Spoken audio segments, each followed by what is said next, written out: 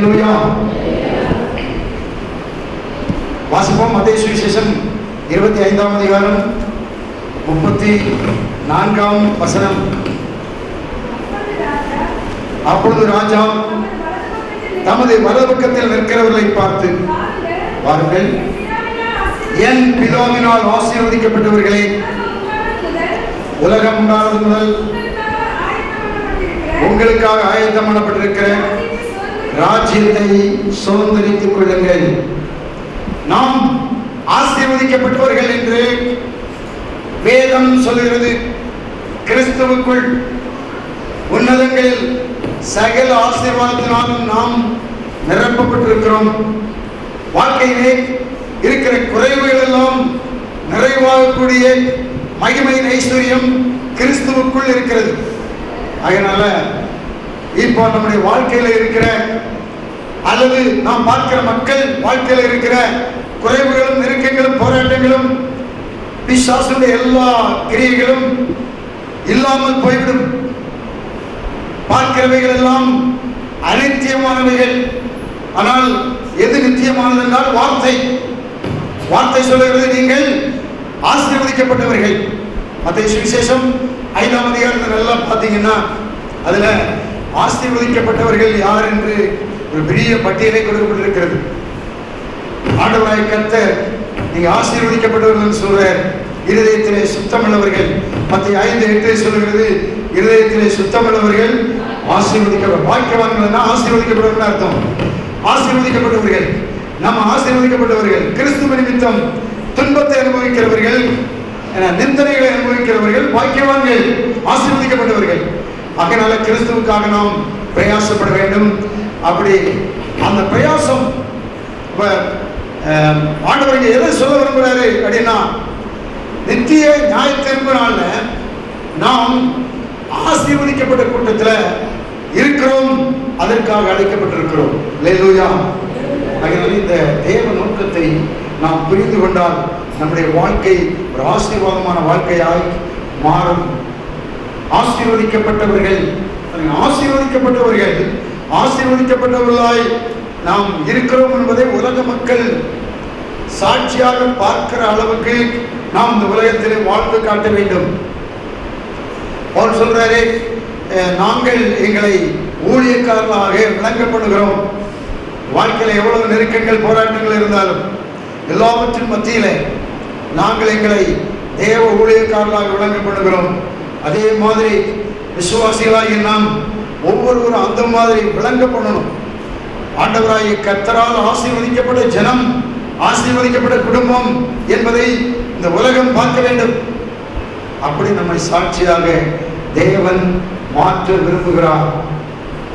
பாருங்க, என்னாகமத்தின் புத்தகத்தில் ஒரு வசனத்தை சுட்டிக்காட்டி சில காரியங்களை நாம் தியானிக்க போகிறோம். என்னாகமத்தின் புத்தகம் 22ஆம் அதிகாரம் 12ஆம் வசனம். நாகமம்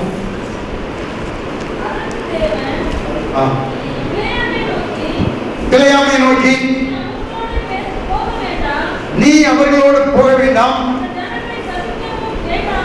இந்த ஜனங்களை சபிக்கவும் வேண்டாம், அவர்கள் ஆசீர்வதிக்கப்பட்டவர்கள். தேவன் வழி தப்பி போன ஒரு ஊழியக்காரன், தேவனுடைய சத்தத்திற்கு கீழ்ப்படியாமல் போன ஒரு ஊழியக்காரன், அவனை ஒரு அசுத்தாவியின் ஆதிக்கத்துக்குள்ள இருக்கிறவன் என்று கூட சொல்லலாம். இந்த ஊழியக்காரன் அவருடைய இரத்தத்தினால் மீட்கப்பட்ட ஆட்டுக்குட்டியின் இரத்தத்தினாலே எகிப்திலிருந்து மீட்கப்பட்ட ஜனங்களை சபிக்கிறதுக்காக அழைக்கப்பட்டிருக்கிறான். இவனுடைய அழைப்பே தவறான அழைப்பு. மக்களை சபிக்கிறவன். வேதம் சொல்கிறது, நீங்கள் தேவனை துதிக்கிற அதே வாயினாலே தேவ சாயலாய் உருவாக்கப்பட்ட மனிதர்களை சபிக்கிறீர்கள். சகோதரரே, துதித்தலும் சபித்தலும் ஒரே வாயிலிருந்து பிறக்கலாமா? அதனால தேவனை துதிக்கிற நாம் அவருடைய சாயலாய் உருவாக்கப்பட்ட மனிதர்களை சபிக்க கூடாது என்று நமக்கு தேவன் எச்சரிக்கிறார்.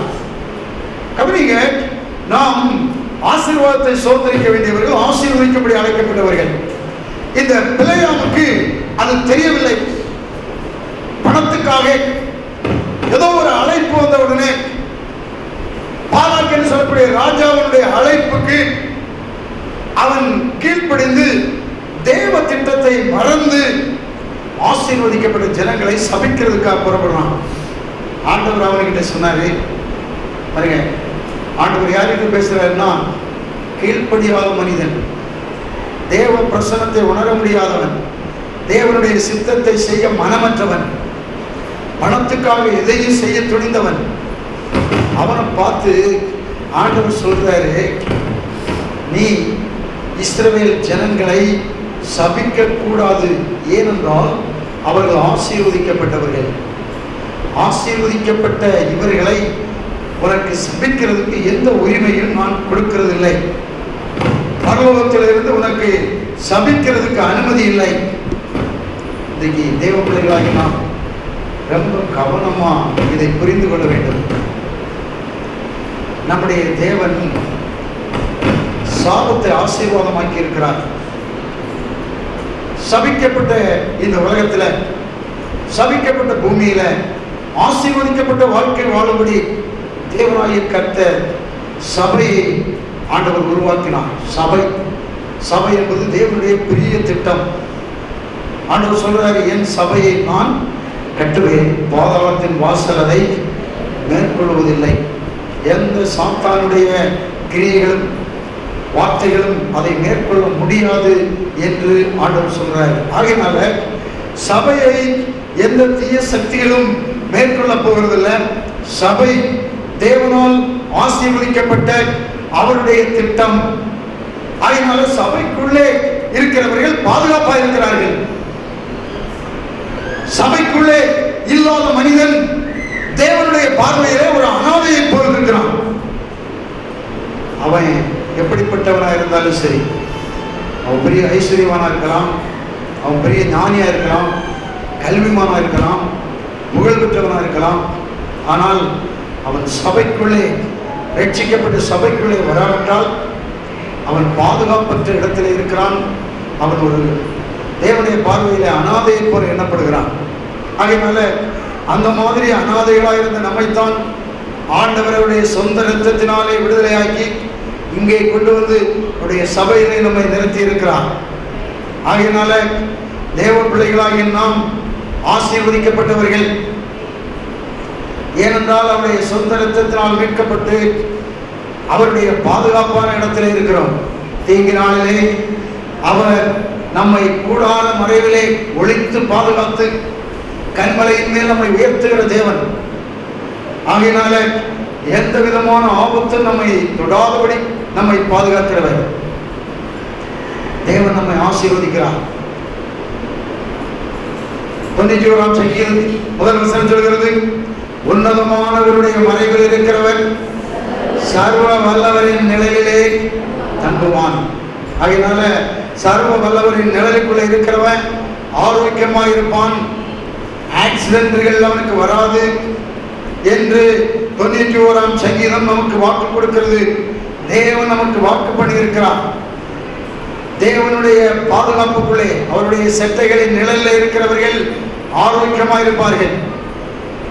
மல்கியாவின் புத்தகத்தில் 4ஆம் அதிகாரத்தில் வாசிக்கிறோம், அவருடைய செட்டைகளின் கீழ் ஆரோக்கியம் இருக்கும். அவருடைய செட்டைகளின் கீழ் ஆரோக்கியம். ஆகையினால உன்னதமானுடைய மறைவுக்குள்ளே ஆரோக்கியமான வாழ்வு இருக்கிறது, நீடித்த நாட்கள் இருக்கிறது, நல்வாழ்வு இருக்கிறது, செழிப்பு இருக்கிறது, நிறைவு இருக்கிறது.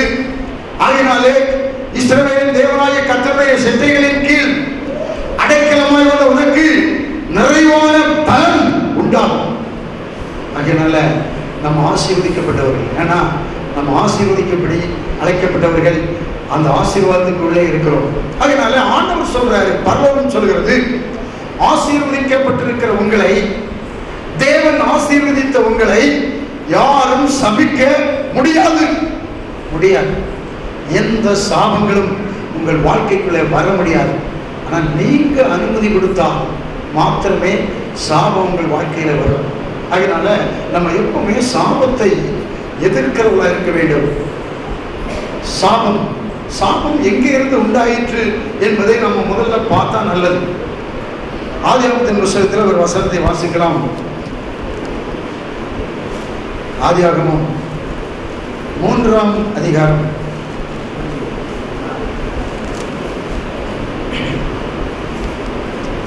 11ஆம் வசனத்தை கவனிங்கள். அப்பொழுது அவர், நீ நிர்வாணி என்று உனக்கு அறிவித்தவன் யார்? புசிக்க வேண்டாம் என்று நாம் விலக்கின விருட்சத்தின் கனியை நீ புசித்தாயோ என்றார். அதற்கு ஆதாம், என்னுடனே இருக்கும்படி தேவரீர் தந்த ஸ்திரியானவள் அவ்விருட்சத்தின் கனியை எனக்கு கொடுத்தால் நான் புசித்தேன் என்றான். அப்பொழுது தேவனாகிய கர்த்தர் ஸ்திரியை நோக்கி, நீ இப்படி செய்தது என்ன என்றார். ஸ்திரியானவள், சர்ப்பம் என்னை வஞ்சித்தது, நான் புசித்தேன் என்றார். அப்பொழுது தேவனாகிய கர்த்தர் சர்ப்பத்தை பார்த்து, நீ இதை செய்தபடியினால் சகல நாட்டு மிருகங்களிலும் சகல காட்டு மிருகங்களிலும் சபிக்கப்பட்டிருப்பாய். நீ இவன் வயிற்றினால் நகர்ந்து உயிரோடு இருக்க நாளெல்லாம் மண்ணை தின்பாய் என்று ஆண்டவர் சொன்னார். பாருங்க, சாபம் என்ற அந்த வார்த்தை மனிதர்களுக்காக சொல்லப்பட்டது அல்ல. இதை நல்லா நம்ம புரிந்து கொள்ள வேண்டும். மனிதன் தவறு செய்கிறது உண்மை. தவறு செய்தான், ஏவாள் தவறு செய்தால் உண்மை. ஆனால் ஏவாள் தவறு செய்ததனால ஏவாளையும் ஆதாமையும் தேவன் சபித்தாரா என்றால் இல்லை, சபிக்கவில்லை என்பதை நாம் அறிந்து கொள்ள வேண்டும். ஆண்டவர் யாரை சபித்தார் என்றால் சர்ப்பத்தை. சர்ப்பம், வலு சர்ப்பம் உலகம் முழுவதையும் மோசம் போக்கிற சர்ப்பம். அந்த சர்ப்பம் ஏவாளுக்கு பொய் சொல்லி வஞ்சித்தபடியால் ஆண்டவர் யாரை சபித்தார் என்றால் பிசாசை. இங்கே தொடர்ந்து வாசிப்போம். உனக்கும் ஸ்திரீக்கும் உன் வித்துக்கும் அவள் வித்துக்கும் பகை உண்டாக்குவேன், அவர் உன் தலையை நசுக்குவார், நீ அவன் குதிகாலை நசுக்குவாய் என்றார். அவர் ஸ்திரியை நோக்கி, கர்ப்பவதியாக இருக்கும் போது உன் வேதனையை மிகவும் பிரியப்படுவேன், வேதனையோடு பிள்ளை பெறுவாய், உன் ஆசை உன் புருஷனை பற்றி இருக்கும், அவன் உன்னை ஆண்டு கொள்வான் என்றார். பின்பு அவர் ஆதாமை நோக்கி, மனைவியின் வார்த்தைக்கு செவி கொடுத்து, புசிக்க வேண்டாம் என்று நான் உனக்கு விலக்கின விருட்சத்தின் கனியை புசித்தபடியினாலே பூமி உன் நிமித்தம் சபிக்கப்பட்டிருக்கும், நீ உயிரோடு இருக்க நாளெல்லாம் வருத்தத்தோடு அதன் பலனை புசிப்பாய், அது உனக்கு முள்ளும் குறுக்கும் முளைப்பிக்கும், பயிர் வகைகளை புசிப்பாய், நீ பூமியிலிருந்து எடுக்கப்பட்டபடியால் நீ பூமிக்கு திரும்ப மட்டும் முகத்தின் வேர்வையால் ஆகாரம் புசிப்பாய், நீ மண்ணா இருக்கிறாய், மண்ணுக்கு திரும்புவாய் என்றார். கவனிகள், தேவனாகிய கர்த்தர் இந்த இதுல பூமி சபிக்கப்பட்டிருக்குன்னு சொல்றாரு,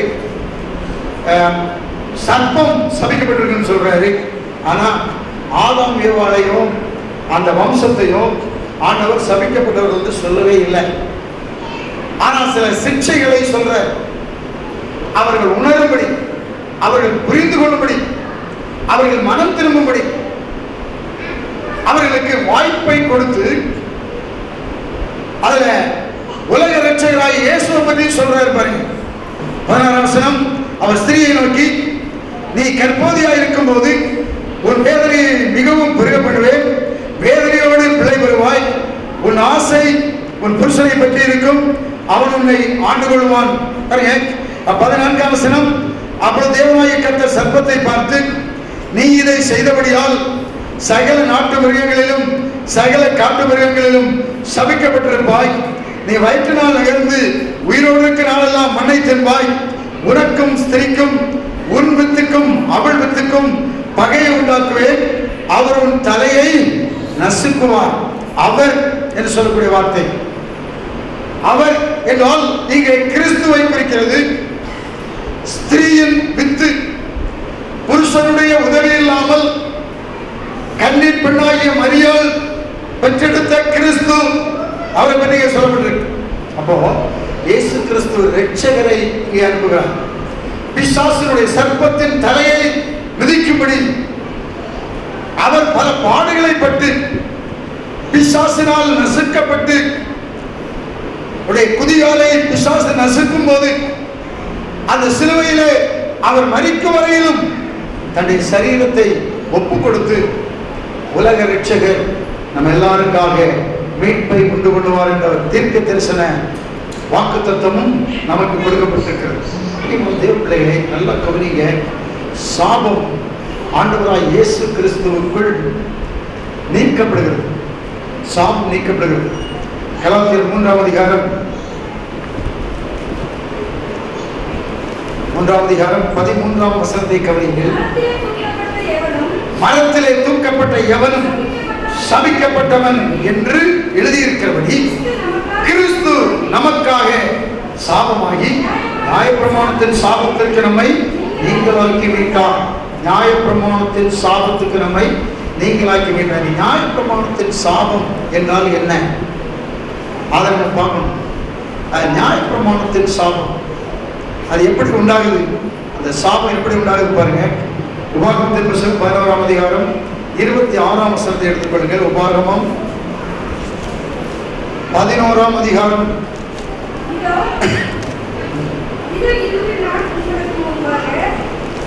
நான் வாசிக்கிறேன். 26ஆம் வசனம். இதோ இன்று நான் உங்களுக்கு முன்பாக ஆசீர்வாதத்தையும் சாபத்தையும் வைக்கிறேன். இன்று நான் உங்களுக்கு கற்பிக்கிற உங்கள் தேவனாகிய கர்த்தரின் கற்பனைகளுக்கு கீழ்ப்படிந்திருப்பீர்களானால் ஆசீர்வாதமும், உங்கள் தேவனாகிய கர்த்தரின் கற்பனைகளுக்கு கீழ்ப்படியாமல் இன்று நான் உங்களுக்கு விதிக்கிற வழியை விட்டு விலகி நீங்கள் அறியாத வேறே தேவர்களை பின்பற்றுவீர்களானால் சாபமும் வரும். சாபம் எங்கே இருந்து வருகிறது என்றால், அந்நிய தேவர்கள் ஆண்டவராய் இயேசு கிறிஸ்துவாகிய வழியை விட்டு அந்நிய தேவர்களை பின்பற்றி நீங்கள் விலகி போகும்போது சாபம் வரும்.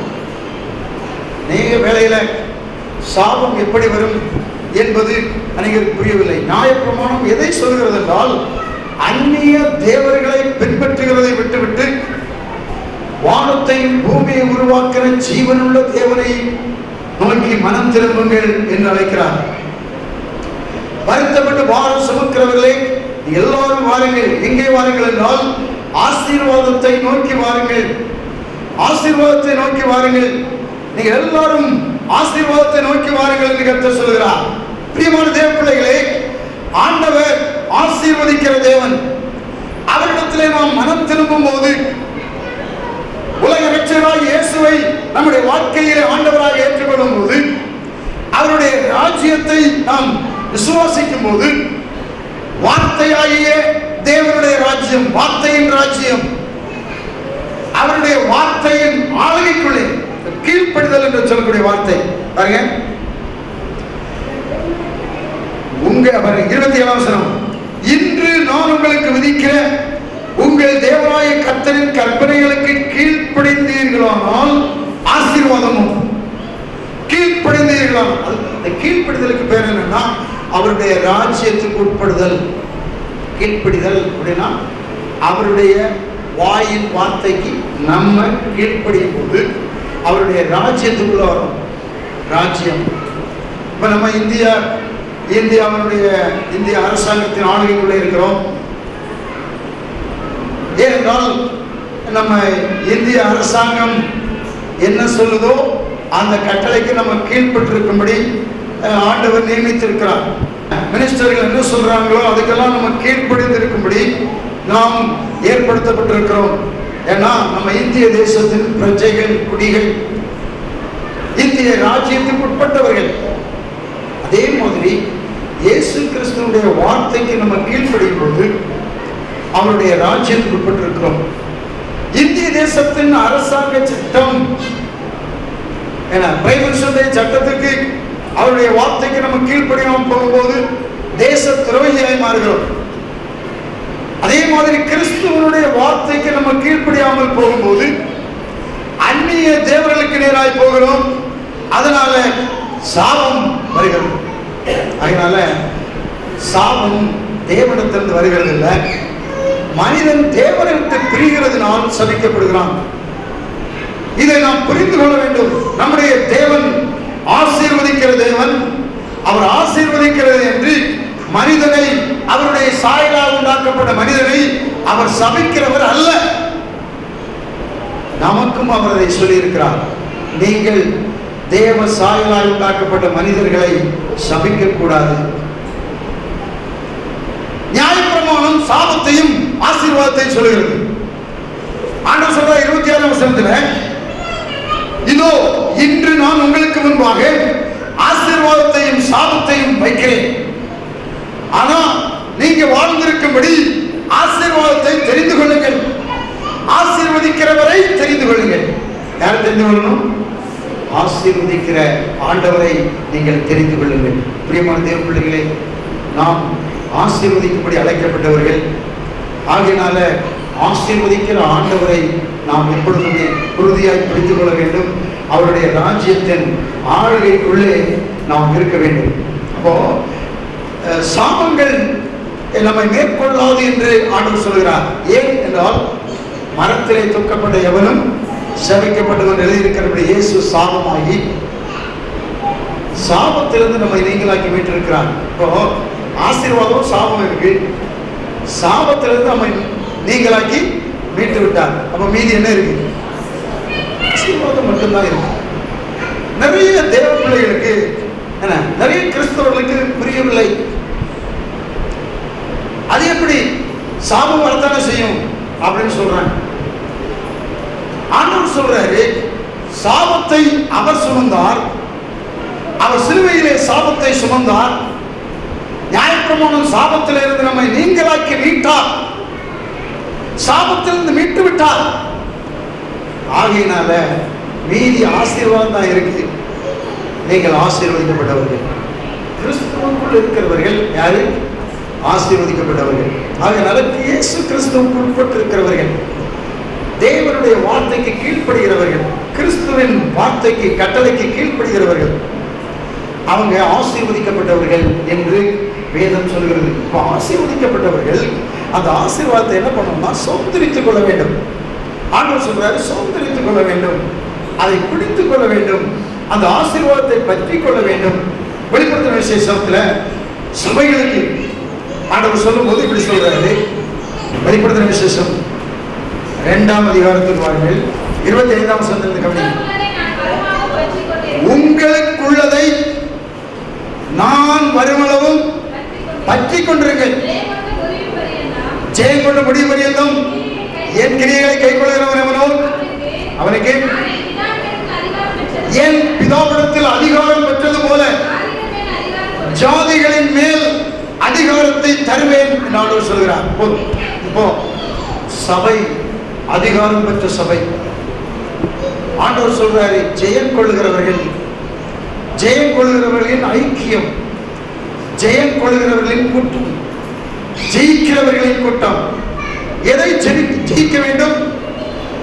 பிசாசினால் உண்டான சாபத்தை, அதன் மூலமாக வந்த வியாதிகள், சரீர மரணம், இவைகளெல்லாம் ஜெயிக்க வேண்டும்.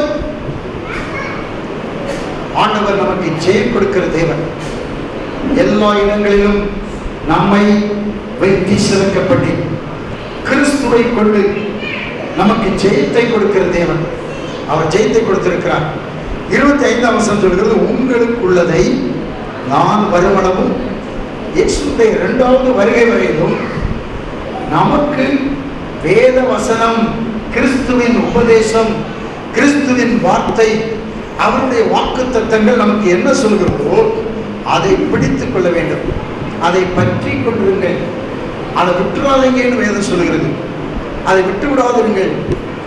சாபத்தை நாம் நேசிக்க கூடாது, பாவத்தை நாம் நேசிக்க கூடாது, மரணத்தை நாம் நேசிக்க கூடாது. மரணம் பரிகரிக்கப்படும் கடைசி சத்துரு. இந்த அநேகர் மரணத்தை நேசிக்கிறாங்க, மரணத்தை விரும்புகிறாங்க. அநேக வாலிபர்கள் வாழ்ந்திருக்க வேண்டியவர்கள் கூட மரணத்தை விரும்புகிறார்கள். ஆனால் ஆண்டவர் சொல்றாரு, மரணம் பரிகரிக்கப்படும், அதாவது நிவர்த்தி பண்ணக்கூடிய கடைசி சத்துரு. இயேசு அந்த சத்துருவை ஜெயித்தார், அவர் மரணத்தை ஜெயித்தார். அதனால இயேசு கிறிஸ்து மரணத்தை ஜெயித்தார், கடைசி சத்துருவையே அவர் ஜெயிச்சிட்டாரு. யாருக்காக? அதான் முக்கியம். நிறைய பேர் இயேசு சிலுவையில் மரித்தார் என்பதை ஏற்றுக்கொள்வாங்க. ஆனால் இயேசு யாருக்காக மரித்தார் என்பது ரொம்ப முக்கியம். இயேசு தனக்காக மரிக்கவில்லை, நம்முடைய பாவங்களை சுமந்து தீர்த்ததனால் அவர் மரித்தார். இயேசு அவர் தன்னுடைய மரணம், அவருக்கு மரணமே இல்லை, அவர் என்றென்றைக்கும் இருக்கிறார். கிறிஸ்து என்றென்றைக்கும் இருக்கிறார். பிதா எப்படி என்றென்றைக்கு இருக்கிறாரோ அதே மாதிரி இயேசு என்றென்றைக்கு இருக்கிறார். அவர் அந்த பூமியில மனுஷனா பிறக்கிறதுக்கு முன்னாலே இருக்கிறார். ஆகையினால அவர் இருக்கிறார். ஆகையினால பிதா, குமாரன், பரிசுத்த ஆவியானவர் எப்பொழுதும் நிலைத்திருக்கிற மாதிரி நம்முடைய வாழ்க்கையிலே அவர் கொடுத்த ஆசீர்வாதங்கள் என்றென்றைக்கு நிலைத்திருக்கும்படி அவர் அந்த ஆசீர்வாதங்களை கொடுத்திருக்கிறார். மரணத்தை நாம் ஜெயித்து என்றென்றைக்கும் அவரோடு இருக்கும்படி. அதனால இனிமே நாம் மரணத்துக்குள்ளே, இரண்டாம் மரணத்துக்குள்ளே போக வேண்டியதில்லை. அவருடைய வருகை மட்டும் உயிரோடு இருக்கிற நாம் நித்திரை அடைவதில்லை. அப்படின்னா அந்த சரீர மரணத்தை கூட நீங்க காண வேண்டிய அவசியம் இல்லை. ஒரு இமைப்பொழுதிலே உங்கள் சரீரங்கள் மறுமாற்றப்பட்டு இப்படி நாம் என்றென்றைக்கும் கர்த்தரோடு இருப்போம். இதுதான் சபைக்கு கொடுக்கப்பட்ட அழைப்பு. சபை இயேசு கிறிஸ்துவினுடைய வருகை வரையில் நிலைத்திருக்கும் சபை. சபையில் சில ஆட்கள் என அந்த சரீர மரணமாகிய அந்த சிச்சைக்குள்ளே போகலாம். ஆனால் சபை முழுவதும் மரிக்கப்படுவதில்லை. சபையில 2 விதமான காரியங்கள். மரித்தவர்கள் சபையில மரணத்தை ஜெயித்து கிறிஸ்துவுக்காக வாழ்ந்தவர்கள் மரணத்தை ஜெயித்து இயேசு வரும்போது உயிரோடு எழுப்புவார்கள். அது மட்டுமல்ல, உயிரோடு இருக்கிற நாம் நித்திரை அடைந்தவர்களுக்கு முந்திக் கொள்வதில்லை. நம்ம சரீரம் மர்வமாக்கப்பட்டு அவங்க உயிரோடு எழுப்பின பிறகு நம்முடைய சரீரம் மர்வமாக்கப்பட்டு நம்ம அவரோடு என்றென்றைக்கு இருப்போம், அவரை போல இருப்போம். இதுதான் சபைக்கு. அதனால சபை எப்பொழுதுமே மரிக்கிறதுக்காக உண்டு பண்ணப்படவில்லை. பாதாளத்தின் வாசல் அதை மேற்கொள்ளாது. மரணமும் பாதாளமும் சபையை ஒரு நாளும் ஜெயிக்கப்படுவதில்லை. அதனால சபை எப்பொழுதும் ஜெயிக்கிற சபை. ஆண்டவர் சொன்னார், ஒருவன் என் வார்த்தைகளை கை கொண்டால் அவன் என்றென்றைக்கும் மரணத்தை காண்பதில்லை. ஏனென்றால் அவருடைய வார்த்தை என்பது ஜீவன். அவருடைய வார்த்தைக்கு நாம் உட்பட்டிருக்கிற போது ஜீவனுக்கு உட்பட்டிருக்கிறோம். அந்த வசனத்தை வாசிக்கலாம். யோவான் சுவிசேஷம் 8ஆம் அதிகாரம் 51ஆம் வசனத்தை கவனியுங்கள். ஒருவன் என் வார்த்தையை கை கொண்டால் அவன் என்றென்றைக்கும் மரணத்தை காண்பதில்லை என்று மெய்யாகவே உங்களுக்கு சொல்லுகிறேன் என்றார். ஜனங்கள் என்ன சொல்றாங்க? 23ஆம் வசனம். எங்கள் பிதாவாகிய ஆபிரகாமிலும் நீர் பெரியவரோ, அவர் மரித்தார், தீர்க்கதரிசிகளும் மரித்தார்கள், உன்னை நீ எப்படிப்பட்டவனாய் காண்பிக்கிறாய், எப்படிப்பட்டவன் ஆக்குகிறாய் என்றார்கள். இயேசு பிரதித்திரமாய், என்னை நானே மகிமைப்படுத்தினால் அந்த மகிமை வீணாயிருக்கும். என் பிதா என்னை மகிமைப்படுத்துகிறவராய் இருக்கிறார். அவரை உங்கள் தேவன் என்று நீங்கள் சொல்கிறீர்கள், ஆயினும் நீங்கள் அவரை அறியவில்லை. நான் அவரை அறிந்திருக்கிறேன். அவரை அறியேன் என்று சொல்வேனானால் உங்களை போல நானும் பொய்யனாயிருப்பேன். அவரை நான் அறிந்து அவருடைய வார்த்தைகளை கை கொண்டிருக்கிறேன். உங்கள் பிதாவாகிய ஆபிரகாம் என்னுடைய நாட்களை காண ஆசையாய்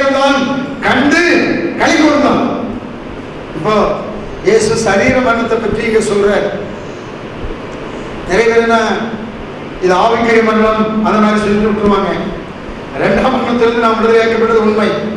ஆனால் சரீர மரணம் என்பது நமக்கு எதிராய் பிசாசினால் உண்டான ஒரு சாபத்தோடு சம்பந்தப்பட்ட ஒரு சிக்ஷை. அதில் இருந்து நாம் ஜெயிக்க வேண்டும் என்பது தேவனுடைய சித்தம். இப்போ ஆபிரகாம் மரித்தான் அப்படின்னு சொல்றாரு. ஆபிரகாம் ஆவியில மரித்தாரா, சரீரத்தில் மரித்தாரா?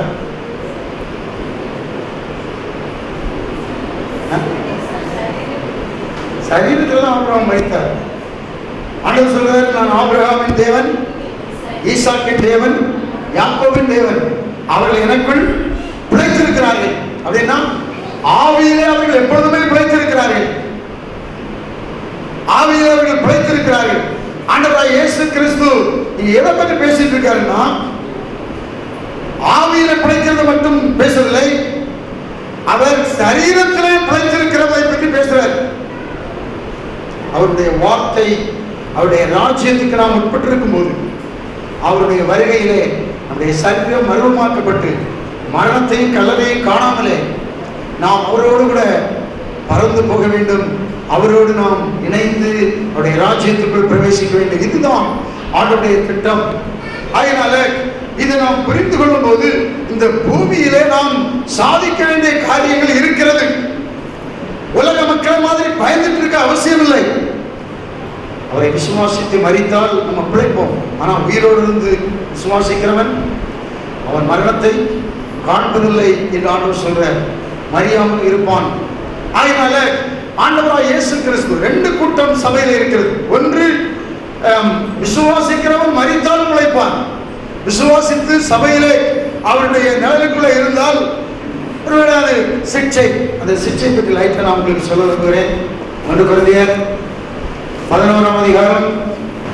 இங்கே இயேசுடைய சரீரத்தை இரத்தத்தை புசிப்பதை பற்றி இயேசு பேசிக்கொண்டே வருகிறார். பவுல் இயேசு பேசுறதை சொல்லி அவர் பேசிட்டு வர்றார் பாருங்க. 23ஆம் வசனத்தை கவனிங்கள். நான் உங்களுக்கு ஒப்புவித்ததை கர்த்தரிடத்தில் பெற்றுக்கொண்டேன். என்னவெனில், கர்த்தராகிய இயேசு காட்டிக் கொடுக்கப்பட்ட அன்று ராத்திரியிலே அப்பத்தை எடுத்து ஸ்தோத்திரம் பண்ணி விட்டு, நீங்கள் வாங்கி புசியுங்கள், இது உங்களுக்காக பிற்கப்படுகிற என்னுடைய சரீரமாக இருக்கிறது, என்னை நினைவு கூறும்படி இதை செய்யுங்கள் என்றார். போஜனம் பண்ண பின்பு அப்படியே பாத்திரத்தை எடுத்து,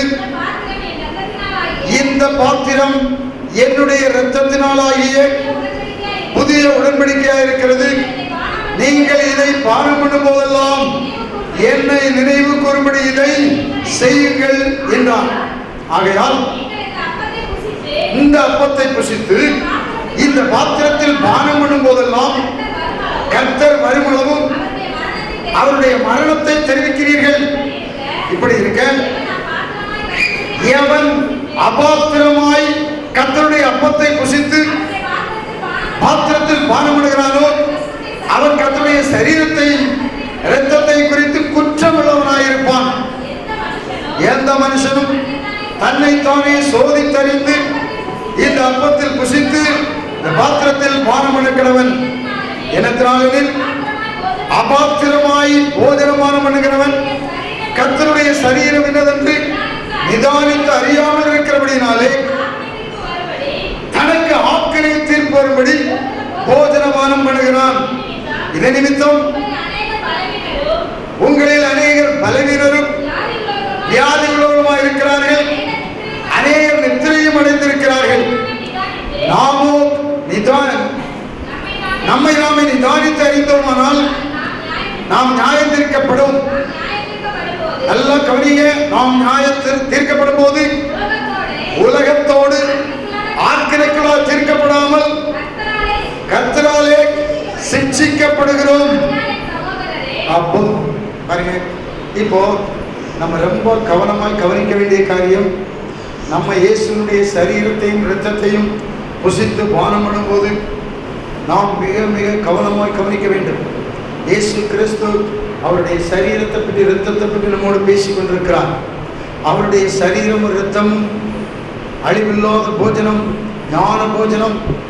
என்றென்றைக்கு நிலைத்திருக்கிற போஜனம். இந்த போஜனத்துக்காக நாம் ஒவ்வொருவரும் கிரியை நடப்பிக்க வேண்டும் என்று சொல்கிறார்.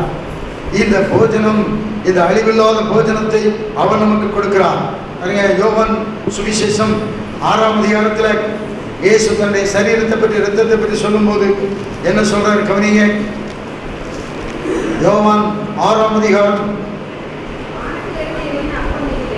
48ஆம் வசனத்தை கவனிங்கள். ஜீவ அப்பம் நானே.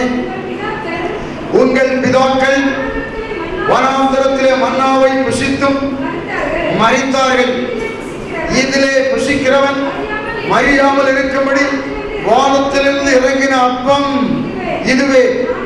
நானே வானத்திலிருந்து இறங்கின ஜீவாப்பம். இந்த அப்பத்தை புசிக்கிறவன் என்றென்றைக்கும் பிழைப்பான். நான் கொடுக்கும் அப்பம் உலகத்தின் ஜீவனுக்காக நான் கொடுக்கும் என் மாமிசமே என்றார். அல்லேலூயா. இயேசு கிறிஸ்து அவருடைய சரீரத்தை பற்றி, இரத்தத்தை பற்றி பேசுறார். அவர் சொல்றாரு, என்னுடைய மாமிசம் ஜீவப்பம். ஜீவாப்பம் பாருங்க. அவர் இன்னும் பிதாக்களை பற்றி சொல்றாரு பாருங்க. 49ஆம் வசனத்துல, உங்கள் பிதாக்கள் வனாந்தரத்திலே மன்னாவை புசித்திருந்தும் மரித்தார்கள். அங்கே அநேகர் மரித்தார்கள். என வனாந்தரத்திலே மரித்தார்கள். அப்பத்தை புசித்தவர்கள் மரித்தார்கள். ஆனால் எப்படி மரித்தார்கள்? அவர்கள் சரீரத்திலே மரித்தார்கள், ஆவியிலே உயிரோடு இருந்தார்கள். பாருங்க, மோசே மரித்தார். அவர்தான் அப்பத்தை கொடுக்கிறதுக்கு காரணமாக இருந்தவர். ஞான கண்மலையின் தண்ணீரை குடித்தார்கள். அந்த கண்மலை கிறிஸ்து. அன்னைக்கு இஸ்ரவேல் மக்கள் அவர்களோடு நடந்த கண்மலையாகிய கிறிஸ்துவினுடைய சரீரத்தை, இரத்தத்தை புசித்தார்கள். ஞான போஜனத்தினால் போஷிக்கப்பட்டார்கள். ஞான கண்மலையாகிய கிறிஸ்துவின் தண்ணீரை குடித்தார்கள். ஆனாலும் சிலர் கிறிஸ்துவோடு பிரிந்து போனார்கள். ஆனால் அநேகர் கிறிஸ்துவோடு இருந்தார்கள். ஆனால் சரீரத்தில் மரித்தார்கள். அவர்கள் மரித்தார்கள். ஆனால் ஆண்டவராகிய இயேசு சொல்றாரு, அவங்க மரித்தாங்க, ஆனா இதிலே புசிக்கிறவன், 50ஆம் வசனம், இதிலே புசிக்கிறவன் மறியாமல் இருக்கும்படி வானத்திலிருந்து இறங்கி வந்த அப்பம் இதுவே. 54ஆம் வசனம், என் மாம்சத்தை புசித்து என் இரத்தத்தை பானம் பண்ணுகிறவனுக்கு நித்திய ஜீவன் உண்டு, அவனை கடைசி நாளிலே எழுப்புவேன், அவன் மரித்தாலும் எழுப்பப்படுவான் என்பதை பற்றி ஆண்டவர் சொல்றார். 5ஆம் வசனம், என் மாமிசம் மெய்யான போஜனமாயிருக்கிறது, என் இரத்தம் மெய்யான பானமாயிருக்கிறது. என் மாமிசத்தை புசித்து என் இரத்தத்தை பானம் பண்ணுகிறவன் என்னிலே நிலைத்திருக்கிறான், நானும் அவனிலே நிலைத்திருக்கிறேன். 57ஆம் வசனம், ஜீவனுள்ள பிதா என்னை அனுப்பினது போலவும் நான் பிதாவினால் பிழைத்திருக்கிறது போலவும் என்னை புசிக்கிறவனும் என்னாலே பிழைப்பான். யார் மாதிரி பிழைப்பான்? என்ன மாதிரின்னு இயேசு சொல்றார். இயேசு மரித்தாரு, நமக்காக உயிர்த்தெழுந்தாரு. ஆனால் நமக்காக இயேசு சொல்றாரு, என்னை விசுவாசிக்கிறவன், என்னுடைய மாமிசத்தை சரீரத்தை புசிக்கிறவன், நான் எப்படி ஜீவனுள்ள பிதா என்னை அனுப்பினது போலவும் நான் என் பிதாவினால் பிழைத்திருக்கிறது போலவும் என்னை புசிக்கிறவனும் என்னாலே பிழைப்பான். நான் பிழைத்திருக்கிறது போல அப்படின்னா இயேசு இப்படி, இப்போ உயிர்த்தெழுந்த இயேசு எப்படி பிழைத்திருக்கிறாரோ அதே மாதிரி அவருடைய சரீரத்தை இரத்தத்தை புசிக்கிறவனும் பிழைத்திருப்பான். ஆண்டவர் நாம் பிழைத்திருக்கும்படி இந்த பூமியில் அறிஞர்களே நமக்கு உள்ளதை பற்றி கொள்ளும்படி, நமக்கு தேவன் கொடுத்திருக்கிற ஆசீர்வாதத்தை, கிறிஸ்துவுக்குள் இருக்கிற ஆசீர்வாதத்தை நாம் சுதந்திரித்து அதை பற்றி கொள்ள வேண்டும் என்று ஆண்டவர் சொல்றார். முதலாவது அதை சொல்லிட்டு வெளிப்படுத்தல் 2ஆம் அதிகாரத்தில் 25, உங்களுக்கு உள்ளதை நான் வரவளம் பற்றி கொள்ளுங்கள். அது என்னன்னா, ஜெயம் கொண்டு முடிவறிந்தோம் என் கிரியைகளை கை கொள்கிறவன் அவனோ அவனுக்கு நான் பிதாவிடத்தில் அதிகாரம் பெற்றது போல ஜாதிகளின் மேல் அதிகாரம் கொடுப்பேன் ஜாதிகளின் மேல் அதிகாரம், அதாவது ஆத்துமாதாயம். ஜாதிகளை என்னை கேளும் அப்பொழுது ஜாதிகளை சுதந்திரமாகவும் பூமியின் எல்லைகளை சொந்தமாகவும் கொடுப்பேன் என்று கர்த்தர் சொல்கிறார். ஓ, ஜாதிகளையும் பூமியின் எல்லைகளையும் நமக்கு சொந்தமாய் தருகிற ஆண்டவர். முதலாவது நம்ம சுதந்திரிக்க வேண்டிய ஆசீர்வாதம் என்னன்னா, ஆத்துமாக்கள். நம்முடைய குடும்பத்திலே ரட்சிக்கப்படாதவர்களை ரட்சிப்புக்குள் நடத்துவது. நமக்குள்ளே இருக்கிற வெளிச்சம், விளக்கை கொடுத்து விளக்கு தண்டின் மேல் வைப்பார்கள், அப்பொழுது வீட்டில் உள்ள எல்லாருக்கும் வெளிச்சம் தெரியும் ஆண்டவர் சொல்றார். அந்த வெளிச்சம் வீட்டில் உள்ளவங்களுக்கு முதல்ல தெரியும். நமக்குள்ளே கிறிஸ்து இருக்கிறார், அவருக்குள்ளே சகல ஆசீர்வாதங்கள் இருக்கிறது என்பதை நம்முடைய குடும்பம் அறிந்து கொள்ள வேண்டும். நம்மை சுற்றி இருக்கிற மக்கள் அறிய வேண்டும். நாம் ஆசீர்வதிக்கப்பட்டவர்கள், நாம் சபிக்கப்பட்டவர்கள் அல்ல என்பதை நம்மை சுற்றி இருக்கிற ஜனங்கள் அறிய வேண்டும். அந்த ஜனங்கள் நம்முடைய ஆசீர்வாதத்தை பார்த்து, நமக்குள்ள இருக்கிற இயேசுவை பார்த்து அவர்கள் ஓடி வர வேண்டும். அந்த ஜனங்கள் கிறிஸ்துவுக்கு கீழ்ப்படியும்படி அந்த ஜனங்கள் மேல் நமக்கு அதிகாரத்தை தேவன் கொடுக்கிறார். ஆண்டவர் சொல்றார், நான் என் பிதாவிடத்தில் அதிகாரம் பெற்றது போல உங்களுக்கு ஜனங்கள் மேல் அதிகாரத்தை தருவேன். இதுதான், இதுக்கு பேர் தான் தேவ ராஜ்யத்தை தேடுதல். அப்படின்னா ஆண்டவராய் இயேசுவினுடைய வார்த்தை அநேகரை கீழ்ப்படுத்துதல், அவருடைய நீதிக்குட்படுத்துதல், ரட்சிப்புக்குள்ள ஞானஸ்தானத்துக்குள்ள அவர்களை வழிநடத்துதல், பாவத்துக்கு செலுத்தி நீதிக்கு பிழைக்கிற வாழ்வுக்குள்ள அநேக ஜனங்களை கொண்டு வருகிற உரிமை நமக்கு கொடுக்கிறார். இதை நம்ம பற்றிக்கொள்ள வேண்டும். இந்த தேவராஜ்யத்தை முதலாவது தேடும் போது உங்களுக்கு கவலையே இருக்காது என்று ஆண்டவர் சொல்றாரு. அதையும் 6ஆம் அதிகாரம் கடைசி வசனத்துக்கு வருவோம். 33, 34. முதலாவது தேவனுடைய ராஜ்யத்தையும் அவருடைய நீதியையும் தேடுங்கள், அப்பொழுது இவைகள் எல்லாம் உங்களுக்கு கொடுக்கப்படும். ஆகையால் நாளைய தினத்தை குறித்து கவலைப்படாதீர்கள். கவலைப்படும் அந்தந்த நாளுக்கு அதன் பாடு போதும். நாளைய தினத்துக்காக, அதாவது ஒரு விசுவாசி, ஒரு ஆசீர்வதிக்கப்பட்ட தேவ பிள்ளை எதை குறித்து கவலைப்பட அவசியம் இல்லை. உங்களுக்கு நாளைக்கு என்ன தேவை என்பதை அந்த தினம், நாளைய தினம் எல்லாவற்றையும் அறிந்து உங்களுக்கு எல்லாம் ஆயுதம் பண்ணி வச்சிடும். தேவன் அவரை நேசிக்கிற பிள்ளைகளுக்கு ஆயத்தம் பண்ணதை கண் காணவில்லை, காது கேட்கவில்லை, அது மனுஷனுடைய இதயத்திலே தோன்றவில்லை. எல்லாம் ஆயத்தமாக்கப்பட்டிருக்கிறது கிறிஸ்துவுக்குள். அவரை நேசிக்கிற பிள்ளைகளுக்கு, அவருக்கு காத்திருக்கிற பிள்ளைகளுக்கு நம்ம கண்ணு, மாமிச கண்கள் காணாத ஆசீர்வாதங்கள் எல்லாம் கிறிஸ்துவுக்குள் இருக்கிறது. ஆகையினால சாபம் பிசாசின் மூலமாய் வந்தது, ஆசீர்வாதம் தேவன் மூலமாய் வந்திருக்கிறது. கிறிஸ்துவின் மூலமாய் சபிக்கப்பட்ட இந்த பூமி ஆசீர்வாதமான பூமியாய் மாறுவதற்கு ஆண்டவராய் கர்த்தர் நம்மை ஆசீர்வாதத்துக்குள்ளே கொண்டு வந்திருக்கிறார். நம்முடைய சாபங்களை அவர் ஆசீர்வாதமாய் மாற்றியிருக்கிறார். இப்போ நாம் ஆசீர்வாதத்துக்குள்ளே இருக்கிறோம், ஆசீர்வதிக்கப்பட்ட ஜனங்களாய் இருக்கிறோம் என்பதை அறிந்து அவருடைய ராஜ்யத்தின் பிள்ளைகளாய் நாம் வாழ வேண்டும். அவருடைய ராஜ்யத்தை முதலாவது தேட வேண்டும். அப்படின்னா நம்முடைய வாழ்க்கையின் முதல் நோக்கம் ஆத்துமாதாயம். நான் பெற்ற ரட்சிப்பு என்னுடைய குடும்பத்தில் எல்லாருக்கும் வர வேண்டும். உற்றார் உறவினர், நண்பர்கள், உடன் வேலையாட்கள், அன்றாட வாழ்க்கையில் நாம் சந்திக்கிற ஒவ்வொருவரும் இந்த ரட்சிப்பை சுதந்திரிக்க வேண்டும். அதுக்கான அந்த அதிகாரத்தை ஆண்டவர்கிட்ட கேட்கணும்.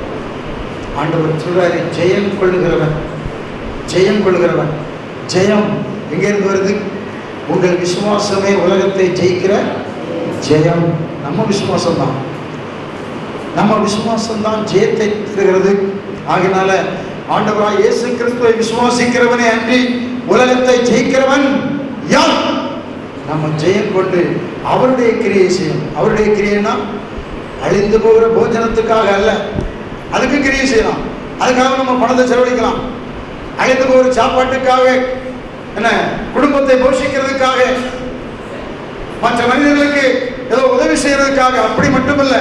ஆண்டவர் சொல்றது அழிவில்லாத போஜனம், நித்திய ஜீவன் வரையிலும் நிலைத்திருக்கிற போஜனத்துக்காக என்ன செய்யுங்க? கிரியை நடப்பீர்கள் என்று ஆண்டவர் சொல்றார். அழிவில்லாத போஜனத்துக்காக. அதனால முதல்ல ஜெயிக்க வேண்டும். விசுவாசத்தினால் இயேசு விசுவாசிக்கிறது மூலமாய் நாம் ஜெயம் பெற்றிருக்கிறோம். ஜெயிக்கிற நாம், ஜெயம் பெற்ற நாம் என்ன செய்ய வேண்டும்? கிரியை செய்ய வேண்டும். என்ன கிரியை? இந்த இயேசுடைய சரீரமும் இரத்தமும் இந்த உலகத்தில் உள்ள மக்களுக்காக, உலகத்தில் உள்ள மக்களுக்கு இந்த நித்திய ஜீவனை கொடுக்கக்கூடிய ஆகாரத்தை கொடுக்கணுமா நம்ம? அதுக்காக ஆண்டவர் நம்மை அழைத்திருக்கிறார். பிரியமான தேவ பிள்ளைகளை, சபையின் மூலமாய் இந்த உலகம் ஆண்டு சொல்றாரு, இயேசு சொல்றாரு, உலகத்திற்கு ஜீவனை கொடுக்கும்படி என் மாமிசத்தை நான் கொடுக்கிறேன். உலகத்துக்கு ஜீவன் உண்டாகும்படி என் மாமிசத்தை கொடுக்கிறேன். பிரியமான தேவ பிள்ளைகளை, ஆண்டவராய் கர்த்தர் இன்று நம்மிடத்தில் எதிர்பார்ப்பது என்ன?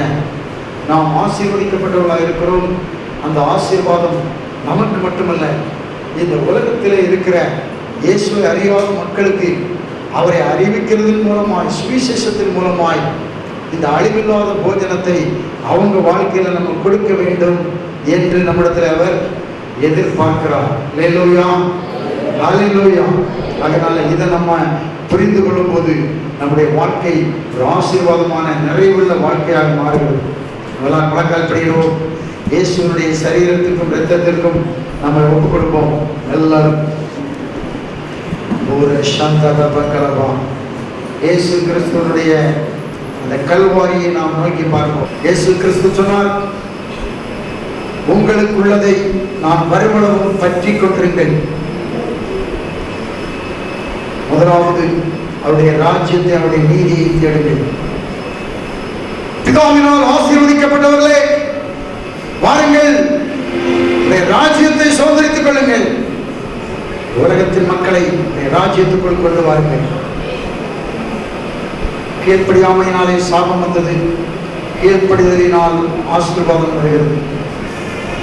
கிறிஸ்து தேவனுக்கு கீழ்ப்படித்ததினால் அவருடைய சரீரத்தின் அவயவங்களாக இருக்கிற நாம் எல்லாரும் ஆசீர்வதிக்கப்பட்டிருக்கிறோம். சரீரத்திலும் இரத்தத்திலும் பங்காளிகளாக இருக்கிற நாம் ஆசீர்வதிக்கப்பட்டவர்கள். என் மாமிசத்தை புசித்து இரத்தத்தை பானப்படுகிறவன் என்னிலே நிலைத்திருக்கிறான், நானும் அவனில் நிலைத்திருக்கிறேன் என்று சொன்னான். சொன்னதை அப்படியே நமக்குள்ளே விசுவாசித்து இந்த வார்த்தையை உள்ளே நிலைநிறுத்துங்கள். வார்த்தை உங்களுக்குள் நிலைத்திருக்கட்டும். ஒரு சந்தரம கலமா ஆசீர்வதிக்கப்பட்ட வாழ்க்கை வாழ்வீர்கள். அல்லேலூயா. எல்லாரும் கரங்களை வைத்து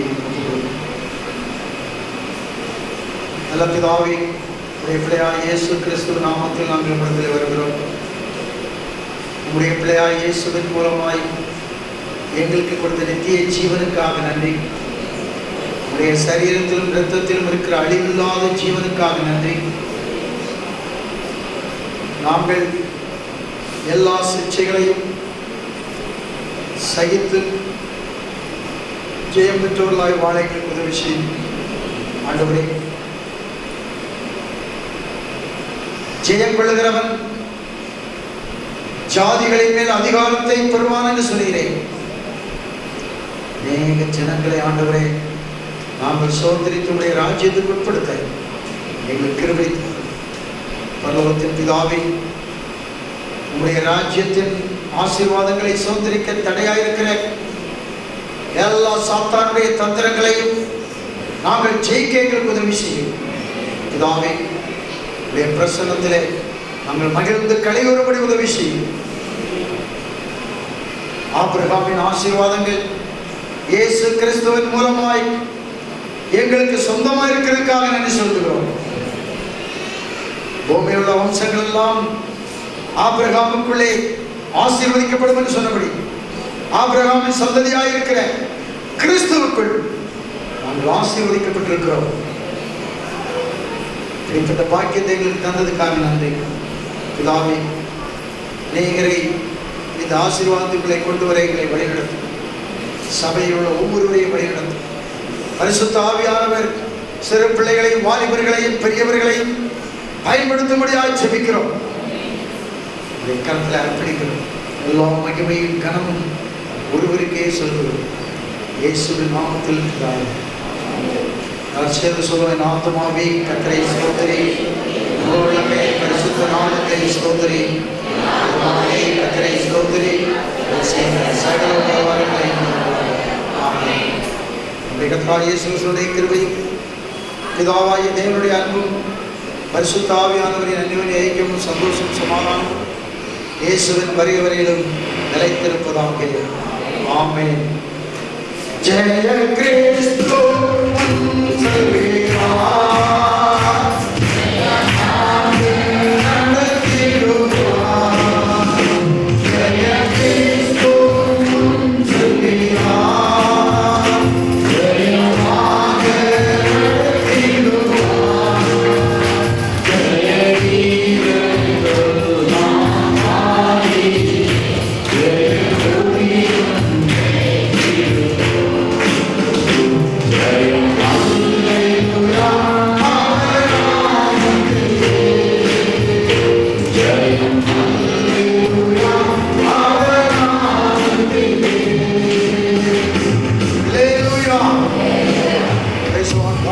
கர்த்தர் ஆசீர்வதிப்பார்.